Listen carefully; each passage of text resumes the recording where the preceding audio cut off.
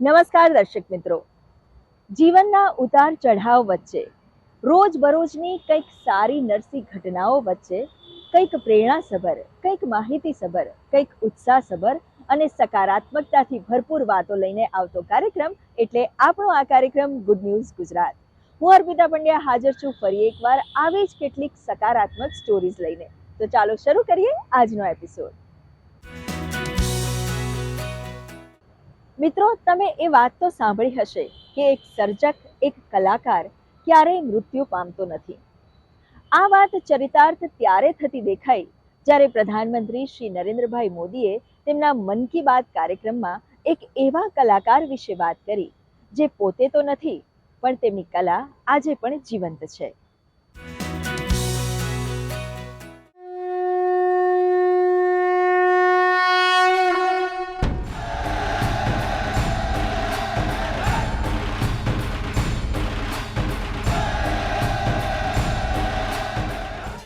ये पेंटिंग राजकोट के एक आर्टिस्ट प्रभात सिंह मोड़भाई बरहाट जी ने बनाई थी.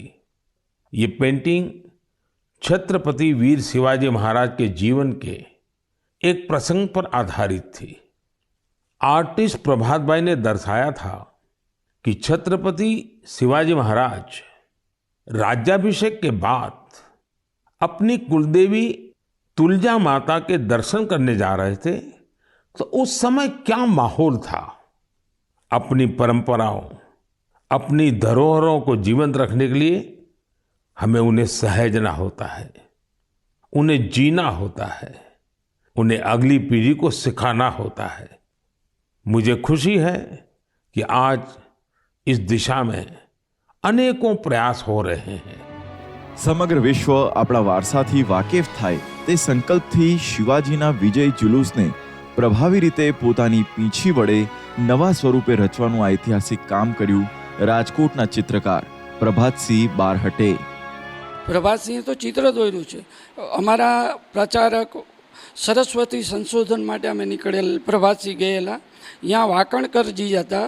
એમને કીધું, પ્રભાતસિંહ, તારી પેનમાં એ તાકાત છે કે તું ઇતિહાસ જાગતો કરી શકીશ. અને વાકણકરજીના આશીર્વાદથી એમને આ પેઇન્ટિંગ શરૂ કર્યું છે. માતૃભૂમિને ગુલામીમાંથી મુક્ત કરાવવાના સ્વપ્ન સાથે જે માએ કૂખમાંથી એવા સંસ્કાર આપ્યા હોય અને દીકરો મોટો થઈ માનું સ્વપ્ન પૂરું કરી અશ્વ, શસ્ત્ર અને આખી સેના સાથે સવાર થઈ આવે તે પ્રસંગ લોકોમાં શૌર્ય રસ તો પૂરે જ છે, સાથે માં અને બાળક એ બંનેનું એકબીજા માટેનું કર્તવ્ય પણ યાદ અપાવે છે. જે સમયે મોગલોનું સામ્રાજ્ય ચાલતું હતું, અંગ્રેજોનું આગમન થઈ ગયું હતું, અને એ સમયે હિન્દુને જગાડવા માટે શિવાજી મહારાજે જે કામ કર્યું અને જે હિન્દુ સામ્રાજ્યની સ્થાપના કરી અને એ સ્થાપના કરીને એની માતાને પગે લાગવા જાય છે, એ સમયનું પ્રોસેશન પેઇન્ટિંગ છે. 20 વર્ષ સુધી રાત દિવસ જોયા વિના 115 મીટર સુધી પ્રભાતસિંહે આ ચિત્ર બનાવ્યું, પણ તે દરમિયાન જ તેમનું મૃત્યુ થતા તેમનું સ્વપ્ન પણ અધૂરું રહ્યું હતું. આ પેઇન્ટિંગ અત્યારે 100 મીટર પૂરું થઈ ગયું છે. બીજા 20 મીટર લાઇનિંગ ડ્રોઈંગ તૈયાર છે.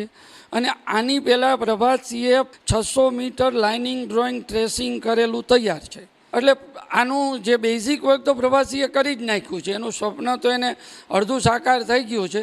હવે ખાલી રંગો અને એ પ્રમાણે સ્વપ્ન પૂરું કરવાનું છે. અને અમારું સ્વપ્ન છે કે સરકાર આના માટે આગળ વધે.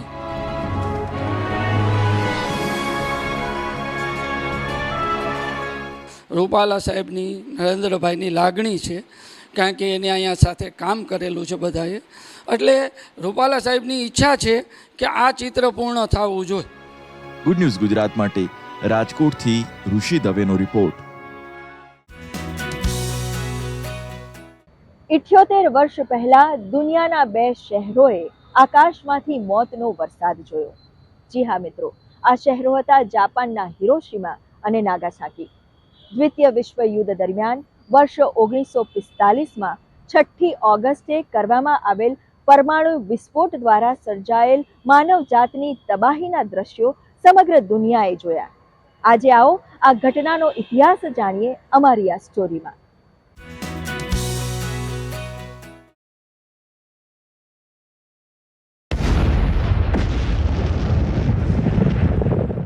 દ્વિતીય વિશ્વયુદ્ધ, જે સમગ્ર માનવજાતના ઇતિહાસનું સૌથી કરુણ અને હૃદયદ્રાવક યુદ્ધ છે, જેમાં જાપાનના હિરોશીમા અને નાગાસાકી પર વરસાવવામાં આવેલા ન્યુક્લિયર બોમ્બે તો સર્વત્ર તબાહી જ સર્જી હતી. So it was basically the Allied forces versus the so-called Nazi or the fascist forces that included the Hitler, Germany, the Mussolini of Italy, અને જાપાનની અંદર એ વખતે કિંગડમ હતું અને હિરોહિટો he was the Japanese emperor. So આ ત્રણ એક સાઈડે હતા, પણ ultimately it was the world war II. કારણ કે આ જે આખું ઓપરેશન હતું, right from the time from the father of the bomb, અને જે રીતે આ ન્યુક્લિયર બોમ્બને ફર્સ્ટ ટાઈમ યુએસએની અંદર બનાવવામાં આવ્યો અને યુએસ પ્રેસિડેન્ટને કહેવામાં આવ્યું કે we are ready with the bomb, ત્યાંથી લઈને જ્યાં સુધી ન્યુક્લિયર બોમ્બ એટોમિક બોમ્બ જાપાનને પર નાખવામાં આવ્યા ત્યાં સુધી it was absolutely a top secret version. દુનિયાની મહાસત્તાઓના અહમના ટકરાવમાં જ્યારે હોમાય છે સામાન્ય માણસો, યુદ્ધની આવી કરુણ ઘટનાઓને યાદ કરી તેમાંથી बोधपाठ મેળવવાની જરૂર છે. दूसरी ओर जो वर्ल्ड वॉर वन में तो ऐसे कोई वेपन्स थे नहीं, पर जैसे जैसे 1930s 1940s पे हम आते गए तो क्वांटम थियरी का आविष्कार इतना बढ़ा कि उसमें से एक नई पॉसिबिलिटी दिखाई दी. वो पॉसिबिलिटी ये थी कि जो मैडम क्यूरी ने रेडियो एक्टिव जो यूरेनियम जैसे प्लूटोनियम जैसे जो आविष्कार, उनकी जो रेडियो एक्टिविटी उन्होंने जो फाइंड आउट की थी, तो वो रेडियो एक्टिविटी में जो हो रहा था प्रोसेस में, उसका फिर उपयोग जो है वो आगे जाके वो परमाणु बम में हुआ. પાછલી શતાબ્દીમાં વિજ્ઞાને દરેક ક્ષેત્રમાં હરણફાળ ભરી છે, પણ આ વિજ્ઞાન લાભ સાથે ક્યારેક ગેરલાભ પણ લઈને આવે છે. કે યુએસએ ભલે અને અલાઇડ ફોર્સિસે જર્મન્સને યુરોપિયન સેક્ટરમાં ડિફીટ આપી દીધી હોય, પણ જાપાન અને Japanese forces they were inflicting very heavy damage on the US forces. અને યુએસએ એ વખતે they had already given the proposal to the Japanese authority or Japanese leadership that you surrender. But if you do not surrender, then there will be catastrophic, effect will, entail on you. And the kind of attack અમે જે carry out કરીશું, it will be very, very devastating in nature. And it will be very, very terrible for the, the Japanese people and Japanese leadership. Japanese did not believe it. And a Japanese emperor continued with the destruction of the Allied forces in the Indo-Pacific and Pacific sector. He never used the word nuclear or atomic when he spoke to Stalin, but he told Russian, the leadership that USA પાસે આ જાતની એવી destructive force વાળી capability આવી ગઈ છે અને we are ready with that kind of capability. Stalin એવું પણ કહેવામાં આવે છે કે Soviet intelligence already had known about it and Stalin was forewarned.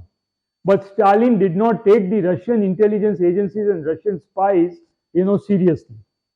Now, whether Stalin knew it or did not know it, that is also there is no way to find out. And these kind of facts are not known in the historical books.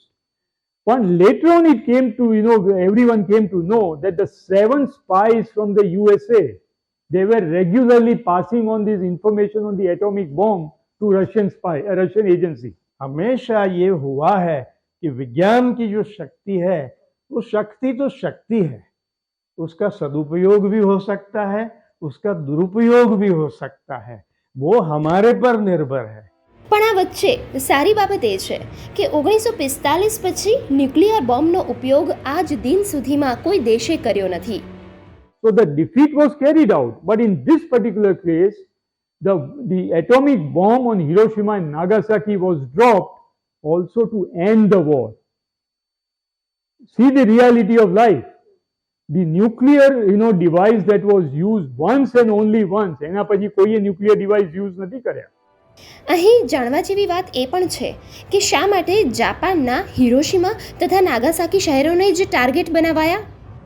પણ જ્યારે 2 bomb drop કર્યા અને જ્યારે ખબર પડી કે why Hiroshima and why Nagasaki, that is also subject that people should understand. Why not Tokyo? why Japan? Why it was not dropped in Germany? Why not in Italy? Because Germany and Germany and the Italy, they both part of the the Nazi forces. They were part of the Europe. So if you drop the radiological, the kind of a spread would have taken all over the Europe, and there would have been multiple many fold casualties. Whereas Japan, first of all, is a nation of islands, and secondly, Hiroshima was a population and manufacturing center, and supplementing the war effort of the Japanese army and the navy and the air force. In those years, in 1945, as a father of the bomb, Heinemann, he quoted this, and he says, ultimately, I come the death, and I am the cause of the destruction. Hiroshima અને Nagasaki પર 6ઠી અને 9મી ઓગસ્ટે થયેલ વિનાશક હુમલાની ભયાનક અને ઘાતક અસરો વર્ષો સુધી જાપાનના નાગરિકોમાં જોવા મળી અને દુનિયાના દેશોએ ફરી ક્યારેય ન્યુક્લિયર બોમ્બનો ઉપયોગ નહીં કરવાની નેમ લીધી.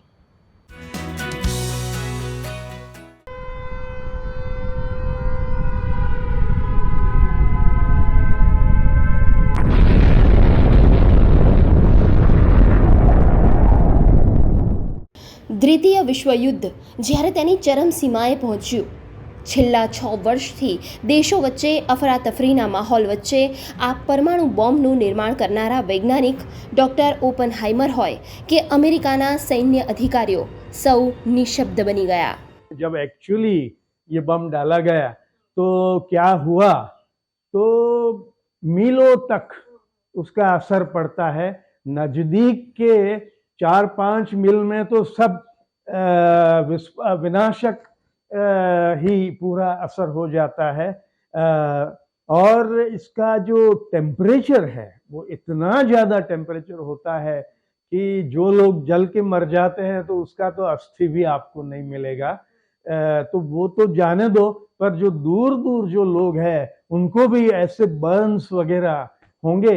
और बात ये है दूसरी कि ये जो रेडिएशंस इसमें से जो आते हैं वो आपके सेल्स को इफेक्ट कर देते हैं बॉडी के, तो वो जनरेशंस तक भी चल सकते हैं. The Japanese Emperor Hirohito, he made he went on the radio and he declared that Japan unconditionally surrenders to the USA. And therefore in the Tokyo Bay on the USS Missouri, the surrender document was signed. That is why the West Germany became part of the, later on, part of the NATO and the part of the Allied forces, and the East Germany went under the control of Russia or then Soviet Union. Similarly, Japan was told that you cannot have your armed forces, and the defense cover shall be provided by the USA. If less can do your work, more is not desirable. That is the theory of nuclear warfare. But geopolitical and geostrategic dynamics in the entire European theater, Indo-Pacific, South China Sea, it totally changed. And then both became equal. And then Cold War continued for, decades and decades. આટલા વર્ષો થઈ ગયા, 1945 પછી આજે 2023. Russia and USA, they've never fired a direct bullet at each other. They've always come into confrontation with each other, but with the proper rules of engagement.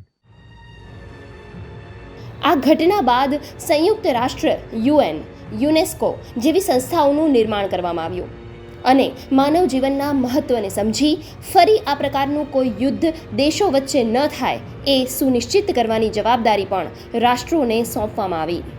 Good news Gujarat માટે લક્ષ્મણ રાજપૂત સાથે Niketa શુક્લનો report. માણસને તેની માણસાઈ અને ભાવનાઓ અન્ય પ્રાણીઓથી અલગ બનાવે છે. દરેક જીવ માટે દયા અને કરુણા રાખનાર વ્યક્તિ દુનિયામાં પ્રેમને જીવંત રાખે છે. આ વાતનું શ્રેષ્ઠ ઉદાહરણ જોવા મળ્યું રાજકોટમાં, જ્યાં બીમાર અને રખડતા કૂતરાઓ માટે સદભાવના આશ્રમ બનાવવામાં આવ્યો છે, જ્યાં આ શ્વાનોની ખૂબ કાળજીપૂર્વક દેખભાળ થાય છે.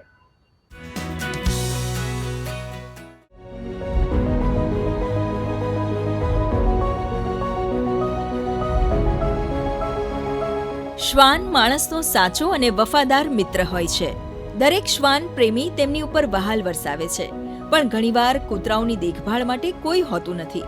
આવા રખડતા, બેઘર અને ઘાયલ કૂતરાઓનો આશરો બન્યું છે સદભાવના આશ્રમ, જ્યાં ફક્ત એમના ખાવા પીવાનું જ નહીં પણ સ્વાસ્થ્યની સારવાર પણ કરવામાં આવે છે. અહીંયા નજીકમાં કોઈ આવા આશ્રમ નહોતા, તો અમને અમારી જે સંસ્થા છે એ ઘણી બધી સેવાકીય પ્રવૃત્તિઓ કરે છે. તો અમને એવો વિચાર આવ્યો કે આપણે પણ આવું કરવું જોઈએ. તો ઘણા બધા અબોલ જીવ છે એને અહીં આશરો પણ મળી જાય. લાચાર છે, બીમાર છે, અંધ છે, અને કોઈ એક્સિડન્ટમાં પગ કપાઈ ગયો છે કે કોઈ ઈજા પહોંચેલી છે, કેન્સર છે, બ્લાઇન્ડ છે, આવા ડોગ કોના આશરે જીવશે? એને કોણ ખવડાવશે? અને લાચાર થઈ જશે તો ભૂખ્યો તડફડીને એનું મૃત્યુ થઈ જશે. તો એના આવું બધું ક્યાંય રાજકોટમાં તો આપણે આવો આશ્રમ જોયો નથી, એટલે અમને આવી પ્રેરણા મળી કે આપણે આવું આ ચાલુ કરીએ. રાજકોટના આ આશ્રમમાં અમુક શ્વાન અનાથ છે તો કોઈ પાલતું પણ છે. તેમને તમામ બીમારીઓ લાગેલી છે. કોઈ ક્લકવાગ્રસ્ત છે, કોઈ આંધળા છે, તો કોઈના હાથ પગ તૂટેલા છે. ઇમરજન્સીના સમયે કૂતરાઓને અહીં તરત સારવાર મળી જાય છે, કેમ કે અહીં ડોક્ટર હંમેશા ઉપલબ્ધ હોય છે. થોડા મહિનાઓ પહેલા જ શરૂ કરેલા આ ડોગ આશ્રમમાં અત્યારે 125 કૂતરા છે. આ સરાહનીય કાર્યની દરેક બાજુ ચર્ચાઓ થઈ રહી છે.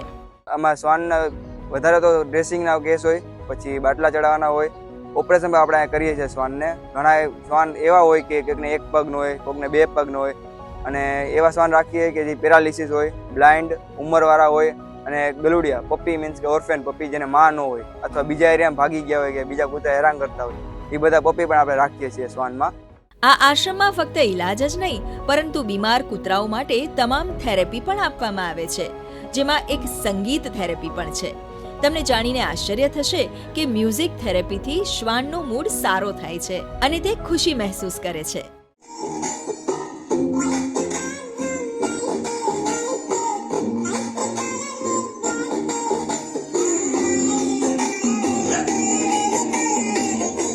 અમે છે ને ડેઈલી ડોગને મ્યુઝિક થેરાપી આપતા હોઈએ છીએ, જેના લીધે એમને છે ને બધા શ્લોક સંભળાવતા હોઈએ છીએ મ્યુઝિક દ્વારા, કે જે મહામૃત્યુંજય શ્લોક છે એવા બધા, અને શ્રી કૃષ્ણ શરણમનો શ્લોક સંભળાવતા હોઈએ છીએ.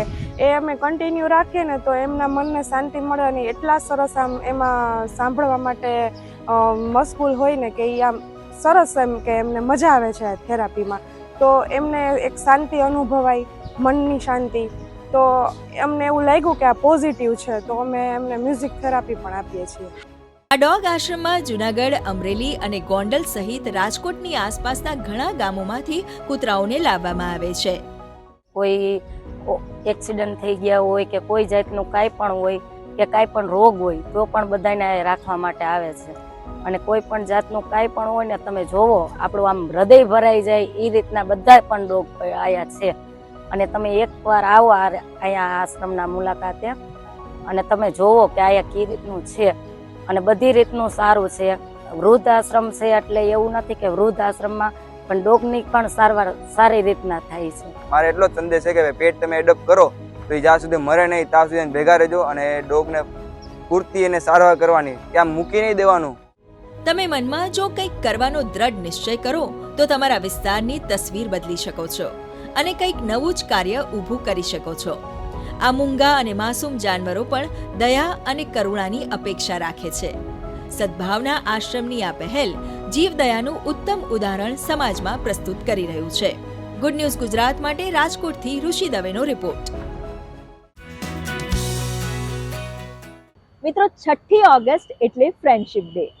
મિત્રતા કંઈ એક દિવસની નથી હોતી, પણ હા, આ દિવસના બહાને મિત્રતાને વાગોળવાનું બહાનું ચોક્કસ મળી જાય છે. અમારી આ સ્ટોરી જોઈને તમને પણ એક તોફાની દિવસો યાદ આવી જશે. ચાલો દોસ્તીની વ્યાખ્યાથી અવગત કરાવું. મારા મિત્રો તમને મિત્રતાનો પરિચય કરાવું.